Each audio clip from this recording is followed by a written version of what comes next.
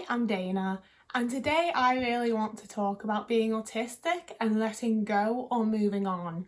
Because I've seen a few tweets from other autistic people recently talking about how this is something people bring up to them in a sort of like, why can't you just let it go? Why can't you just move on kind of way? And that's a big experience. I've had that. We're in this one together.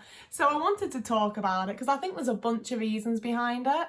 And I really think that we all need to be a bit kinder to ourselves about it and be a bit softer on ourselves, which I think is true of most autistic and neurodivergent people anyway. We just could really do with being nicer to ourselves because no one else is gonna be. But especially when it comes to this. So we're gonna get straight into it this time. I'm gonna go straight to my little points. And my first one is that I think we take longer to get over things or move on because so often we struggle to understand and process the emotions that have come up during the event, you know, whatever it was. For me, it's mostly come up around losing friendships when like arguments have happened, things like that. Had it a few times around people's deaths, which is always fun. Things in my child, it's happened with a lot of things, okay? It's obviously a common autistic trait and something that I experience quite a lot, where I'm like, oh boy, I'm feeling something. What is it? You know, I can know if it's positive or negative, but if something's happened where I've got a lot of feelings, it's something that's negative, it's something that I'm going to need to get over. So I've got to then decipher the emotion that I'm feeling. What is it? Am I angry? Am I upset? Do I feel disillusioned? Do I feel betrayed? Like, what's going on? How do I feel? It takes sometimes weeks of overthinking to figure out how the fuck I feel about this thing. You know, it's really tough. I just know that I'm feeling a lot of things and I should probably react in some way. But it's difficult to know how to react when you don't know what the fuck you're feeling. And even once I've like done the overthinking and figured out, okay, I feel angry. Now I've got to process that. How do I respond in anger to express that this is what I'm feeling in a way that isn't shitty, in a way that isn't going to make things worse, in a way that's putting across how I feel without, you know, damaging or being crappy to someone else? It's real fucking tough. And then you've got to like actually process it and be like, okay, I'm feeling angry because of X, Y, Z. What do you do with the anger? You know, there's just so much to process and to deal with and to get through to come out on the other side and be able to actually like respond and to function as a person. So obviously, if it's taken me 3 weeks longer than a neurotypical to figure out what I feel about the situation and to process how I feel about the situation, it's going to take me longer to be able to move on from it, isn't it? It's quite obvious. Duh. Another struggle that I've experienced many a time, though, is not really understanding what the fuck happened, you know? Especially when it's like a relationship breakdown, some sort of friendship breakdown. I've been the centre of many an argument. I've begun many an argument with people without knowing that I'm starting an argument. And then when it's all gone down, I'm sort of like, I don't understand what they were angry about, you know? I've had multiple times in my life when I've sent someone a message being like, oh, this thing's sort of bothering me. I'd really appreciate if it could improve. Let's go for it. Let's improve things. Only for it to descend into a massive argument where I'm like, what are you even angry about? Like, I've expressed what I need to change because I'm dissatisfied. What the fuck are you dissatisfied about? You know, I don't understand what their issue is when I'm the one that's brought up like, hi, I have this issue. It seems to me that a lot of neurotypical people just don't like knowing there's an issue and they'd much rather be...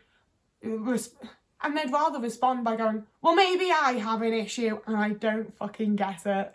I don't get it.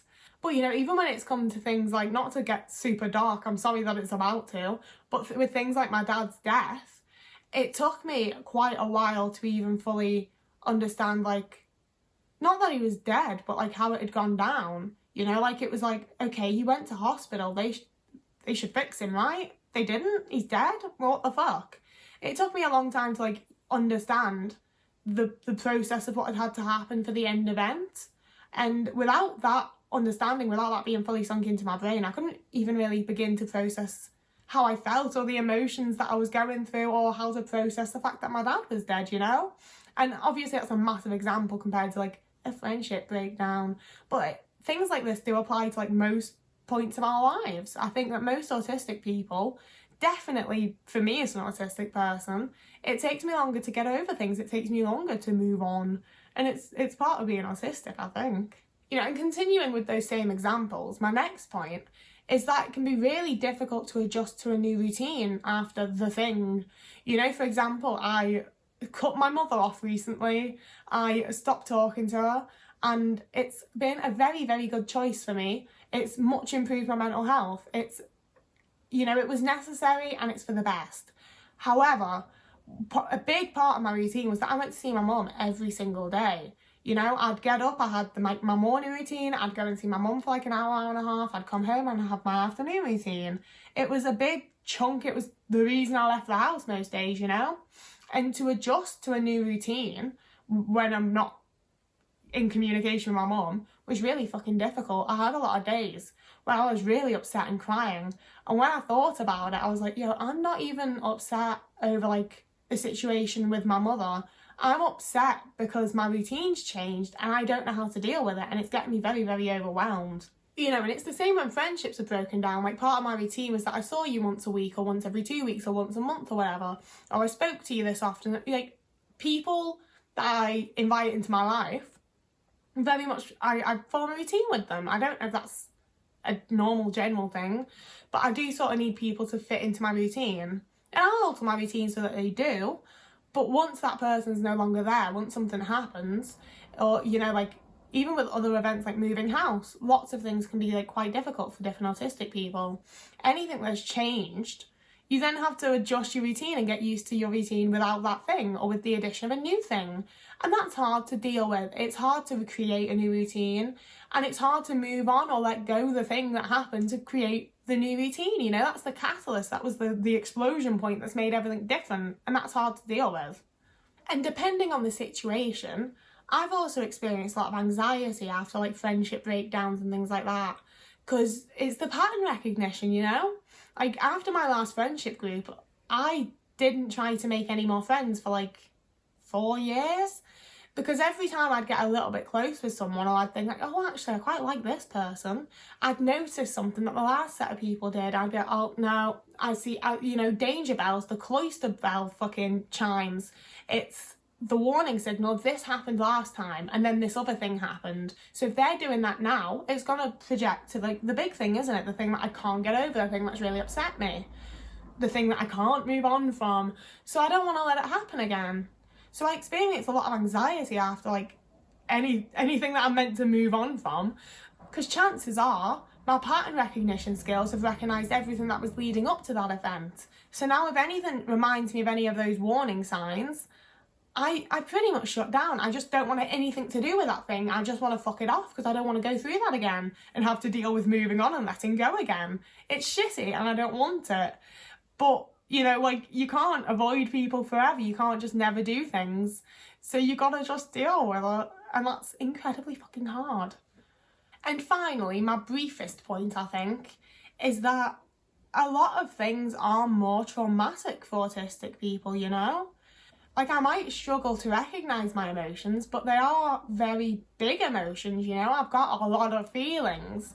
So if I'm very, very upset, I'm really fucking upset, you know? It's not an easy thing to just move on from. You know, and combined with the pattern recognition, a lot of things can be really quite triggering. And I don't have anything against people who do use the term triggering, because people got triggers. I think it's a perfectly valid and necessary term. But it's something that I don't really use myself, because I feel like it's one of those things where you have to have had something actually traumatic happen to you. And I'm increasingly realising that lots of things that other people may not view as being traumatic can be very traumatic for autistic people. Like, I still have certain words and phrases that throw me straight back to being bullied in high school, because it was way, way worse for me when the girls would get up in my face and be all in my space. I hate people being in my space. I don't like being touched unless it's someone that, like, I'm very, very close with and want to be touched by. So when girls would, like, put a hand on my arm to like hold me there while they got up in my face to say something, that was way worse for me than when anyone like physically hurt me. And there's still little words and phrases that they'd have said to me at the time where if I hear it, I'm straight back there. And it's, you know, I can almost still feel it. It's fucking horrible.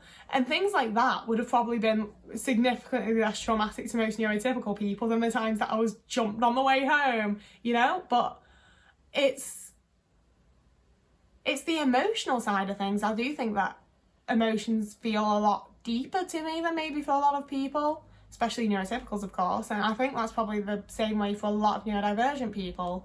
So it's sort of very easy for me to get over, like, yeah, I was walking home, 3 girls jumped onto my back and started punching me, it was a whole thing. You know, it's much easier for me to get over that than being cornered and having someone up in my space saying shit to me.